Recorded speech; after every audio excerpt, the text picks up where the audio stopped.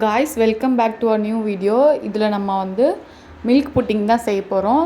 அதுக்கு என்னென்ன ரிக்வயர்ட் திங்ஸ்ன்னு பார்க்கலாம். ட்ரை ஃப்ரூட்ஸு, சுகர் வந்து 5 டேபிள் ஸ்பூன், அகர் அகர் வந்து 20 கிராமு, மில்க் பவுடர் வந்து ஒரு பேக்கே இனாஃபாக இருக்கும், கரெக்டாக இருக்கும்.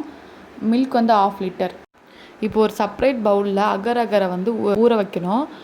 அகர் அகர் முங்குற அளவுக்கு நம்ம தண்ணி ஆட் பண்ணிக்கணும். ஆட் பண்ணிட்டு சின்ன சின்னதாக சேர்த்துட்டு ஒரு 30 to 40 மினிட்ஸ் அப்படியே விட்டுறணும். நெக்ஸ்ட் இப்போ நம்ம மில்க் பாயில் பண்ணிக்கலாம். மில்க் பொங்கி வரப்போ சுகர் 5 டேபிள் ஸ்பூன் சுகர், அப்புறம் மில்க் பவுடர் 1 பேக்கெட் ஆட் பண்ணி நல்லா கலந்து விட்டுக்கலாம். இப்போ நம்ம ஊற வச்சுருக்க அகர் அகரை வந்து ஒரு பாத்திரத்தில் எடுத்து பாயில் பண்ணிக்கலாம். இது வந்து நல்லா அந்த அகர் அகர் கரைஞ்சி வாட்டர் வர வரைக்கும் பாயில் பண்ணிகிட்டே இருக்கணும். நல்லா கரைஞ்சிருச்சு. இப்போ வந்து மில்கோட இப்போ அகர் அகரை ஆட் பண்ணிக்கலாம்.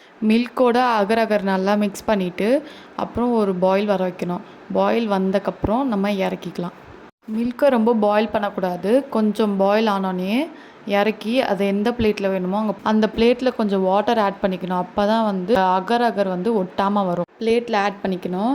அதுக்கு முன்னாடி நீங்கள் ஆட் பண்ணும் போது மேலே பபிள்ஸாக வரும்.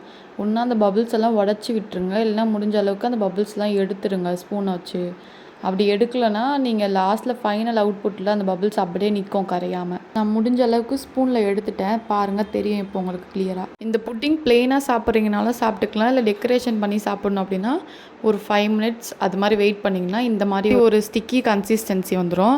அதுக்கப்புறம் உங்களுக்கு எப்படி டெக்கரேஷன் வேணுமோ பண்ணிக்கோங்க. நான் வெறும் நட்ஸு, ட்ரை ஃப்ரூட்ஸ், ஆல்மண்ட் மட்டும் போட்டு பண்ணியிருக்கேன். இதுக்கப்புறம் 3 to 4 hours வந்து ஃப்ரிட்ஜில் வைக்கணும். ஃப்ரீசரில் வைக்கக்கூடாது, நார்மல் ஃப்ரிட்ஜ் ட்ரேயில் வைக்கணும்.